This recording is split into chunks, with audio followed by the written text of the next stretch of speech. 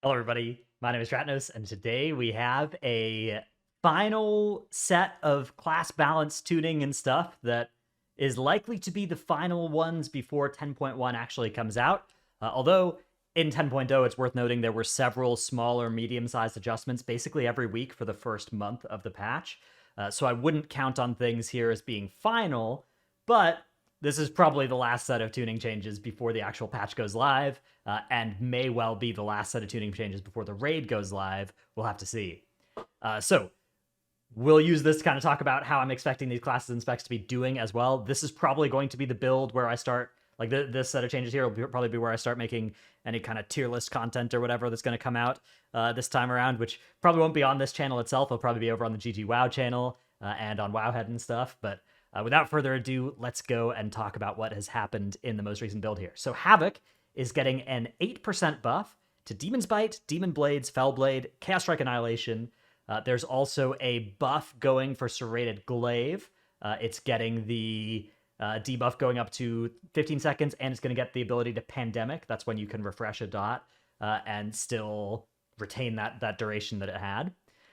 And they also fixed a bug in a way that's going to buff the spec because it will now let you get extra crit chance on your offhand hits of Chaos Strike and Annihilation from the Chaos Theory talent. I assume this bug fix is worth maybe 1% or something if you're talenting this tops, but still, that seems good. I don't know. Also, I'm not a Havoc DH scientist, although I have killed Razageth now on Havoc, but that is still not a spec I'm very good at. So, good changes to Havoc. Havoc was looking rather scarily kind of dumpster almost before these changes came in. Like, it was the point of, like, I was thinking the question of whether or not you'd bring a Havoc is whether or not you could afford to bring a Vengeance Demon Hunter, because if you could, I think you'd want to drop the Havoc before these buffs came in. I suspect these buffs are sufficient to make one Havoc Demon Hunter the go-to choice now for most raids, although I do still think Vengeance is looking like a solid option, and there are some reasons later in this post. Vengeance isn't directly getting changed here, but Prop Paladin has got some nerfs further down that might make it a little bit more appealing to play something else. Feral is getting a 5% all ability damage buff. Feral already looks reasonably good on damage, so I think that a buff here, though, will definitely help out. It's a spec that it's had some moving parts change to take some power kind of out of Berserk or change how the Berserk power is there. So, yeah, I think this is a cool change, though. I think the spec certainly could. I think Feral's the kind of spec still where if it's not doing great damage, it's not going to get brought. Obviously, I don't think it should be doing like more damage than everybody else by a lot or anything like that. But I think that with the current way that utility kits line up across the specs, Feral needs to be a high damage dealer to be relevant for most content. Resto is getting a slight nerf to the 2-set, very small nerf, not something that I would see as super significant here. Evoker 4-set, on the other hand, is getting a quite large nerf to how frequently you're going to get Essence Rush from this, 4 instead of 3. That's like I guess 33% nerf to that. Survival 4-piece is getting a nerf as well here, a massive nerf to how much Kill Command is going to increase the damage of your Wildfire Bomb, and also a nerf on the cooldown reduction of Wildfire Bomb per focus, now 30 instead of 25. So, Survival already a spec people don't see very much right now. That set bonus was very strong. I'm not sure this nerf was necessary, but I guess I think when raid testing, I think our Hunter actually played a little bit of serve in some of raid testing, but mostly our Hunter just wasn't there for raid testing, so I don't have a super strong anchor on this. I will say, if this nerf ends up happening and then nobody ends up playing survival all season, I'm going to look with quite a lot of suspicion at this nerf. Fire, Ignite damage reduced by 6%. The most recent buffs to Fire were slightly more than intended. We're going to reduce the damage of Ignite to keep it a relatively similar gain in single target, while reducing the effectiveness of the buffs in AoE. Yeah, the way Fire functions is like, if it's ever doing good single target, it can just do its full single target and also just cleave for a bunch of damage on stuff that's nearby. And so reducing that ratio, I think, probably does make sense. I think, if anything, Fire, probably a healthier place for it to move would be for there to be a one target debuff on the target you've most recently fireballed that causes it to take like 20% increased damage from Ignite, and then to not have to like actually just nerf the Ignite damage itself.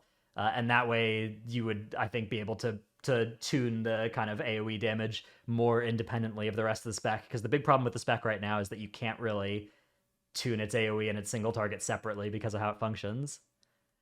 Windwalker, we've got buffs here, 15% on Tiger Palm, 15% on Rising Sun Kick, which is definitely more impactful than Tiger Palm, although still not actually a huge portion of their damage these days, and 8% for Blackout Kick. So a few percent overall coming to Windwalker here. A spec that absolutely, if there were no single target buffs to this spec, I would be extremely suspicious of these patch notes, but they are here.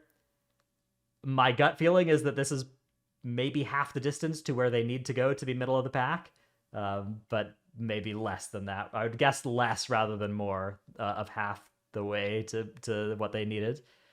So I could be wrong about that, but I think this is still a spec that is looking quite in pain in the single target department.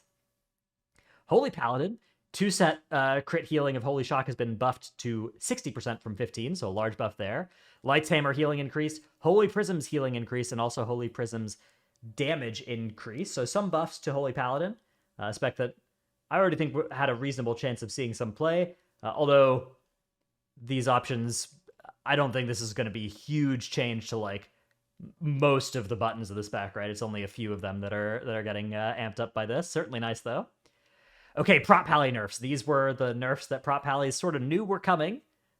Aegis of Light, the spec passive stamina bonus has been reduced to 30%, and the armor bonus has been reduced to 10%. So 5% stamina, I guess 135 down to 130% stamina, so a little bit less than 5% stamina, and a small nerf to the armor bonus as well on Aegis of Light.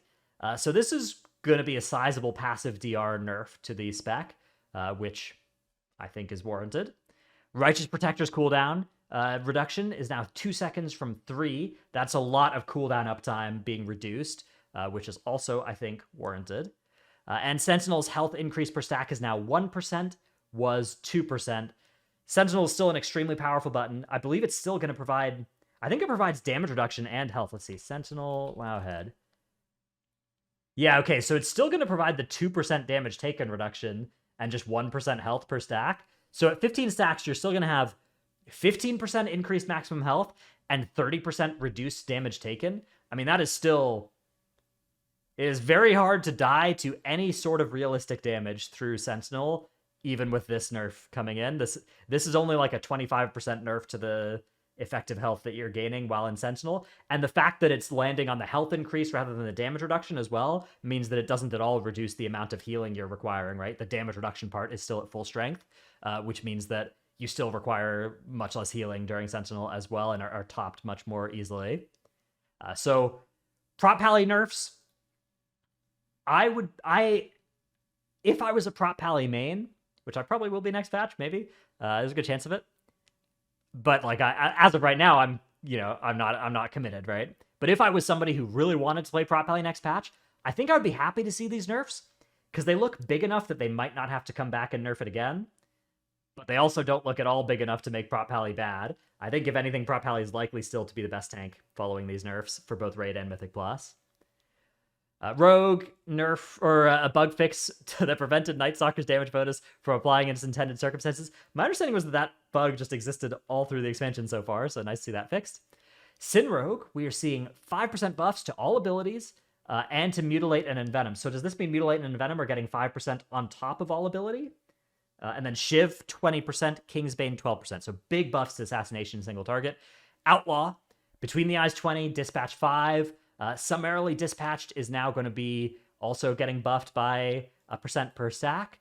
And the tooltip will be changed in a future update.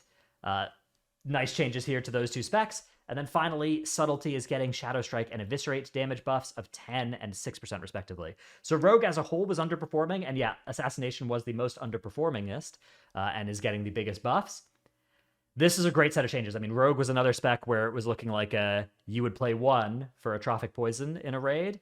Now I feel like, yeah, you'll definitely play 1 for Atrophic Poison, and I don't think it would be bad to play 2 necessarily unless you really are trying to shave on melee. I don't expect these changes are enough to make Rogue like the premier damage dealer, but I think that this will mean that a good Rogue, well-geared, piloted well, should be doing good damage up from like fighting for being in the middle of the pack. Elemental Shaman. we've got a 2 set that's now going to give 1 stack of Stormkeeper instead of 2. And the 4 set is going to give 50% increased Maelstrom down from 75%. So some nerfs to the set bonus side of Elemental Shaman. The core spec got some buffs in like the most recent build. So this seems reasonable to me. And then Resto Shaman is getting a buff to their 2 set as well.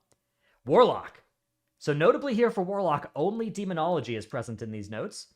Destro was already the spec that I was expecting would be the more played progression spec, but here we're seeing some nerfs coming into demo, which was also a spec. I was thinking you were going to see like demo on maybe 40% of fights and Destro on 60%, something like that. But they're nerfing here demo, so now I think with Reign of Tyranny giving 40% instead of 50, and Immutable Hatred 100% from 120, I think now you'll probably play demo on like 20% of fights and Destro on 80%. And I think you will still play an abundance of Warlocks in high-end Mythic progression. Warrior is getting a 4% all-ability buff, or all-ability damage to both Arms and Fury. It's getting a 4% auto-attack damage buff to Fury, and it's also getting a 12% auto-attack damage buff to Arms, so a slightly bigger buff from Arms, or for Arms than for Fury, but both DPS Warrior specs are getting buffs. Which I think also lines up with what I was... a lot of melee specs here you're seeing getting these buffs. The melee looked quite bad in raid testing. Now, part of that might just have been that it looks like somewhat or melee unfriendly fights, but it also just kind of looked like the melee specs sucked in general and the range specs were really good. So I'm not surprised that the general texture of these notes is nerfs to some range specs and buffs to some melee specs mostly. Overall, I think this is a good set of changes.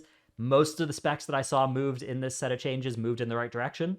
If anything, I would be saying, where is the Guardian Druid buff?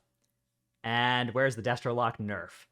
Those are the 2 biggest glaring absences to me personally. But I have a low degree of confidence in those because a lot of that is just based off of... Well, I think the Guardian Druid buffs are something I'm pretty confident in calling for. But the nerfs to Destro, I'm somewhat low confidence in those being necessary. And yeah, overall, a good set of changes. Looks like a good baseline for us to start the patch with. Again, always hoping that they make good, timely, and I think the size of adjustments as well at the start of patch last time is a good thing to aim for as well. They did a really good job last patch of, once the patch came out, not nerfing anything out of existence or buffing anything to be the best all of a sudden. And I hope that they continue with that level of moderation with the buffs and nerfs once the patch actually comes out. So all that being said, I'm pretty optimistic about this set of changes. It seems quite good. Hope you've enjoyed this video. Thanks for watching. Remember to subscribe to this channel. Go subscribe to the GG WoW YouTube channel as well if you want to catch me and Tells probably making some tier list content over there soon. I may put some on this channel, but I'll probably just put those on that channel instead. But let me know in the comments if you'd really want to hear just me talking, doing some tier lists or something. Anyways, thanks for watching. See you in the next one. Bye.